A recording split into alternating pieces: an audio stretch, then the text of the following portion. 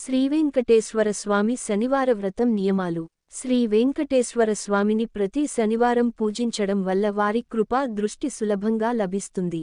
ఈ పూజను శ్రద్ధగా, విశ్వాసంతో చేయడం ముఖ్యం. ఈ వ్రతం 7 శనివారాలు చేయడం వల్ల మంచి ఫలితాలు లభిస్తాయి. పూజ నియమాలు. ఉదయాన్నే లేవాలి. తెల్లవారుజామున లేవడం, స్నానాదులు పూర్తి చేయడం ముఖ్యం. ఆ తరువాత సత్యనారాయణ స్వామి, వెంకటేశ్వర స్వామిని ధ్యానం చేయాలి. శుభ్రత.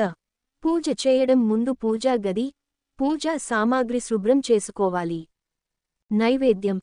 పూజ సమయంలో స్వామికి పసుపు, కుంకుమ, పుష్పాలు, పండ్లు మరియు ఇతర పూజా సామాగ్రి సమర్పించాలి.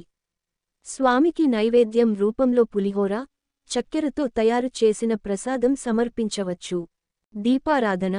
స్వామికి నైవేద్యం సమర్పించిన తరువాత దీపారాధన చేసి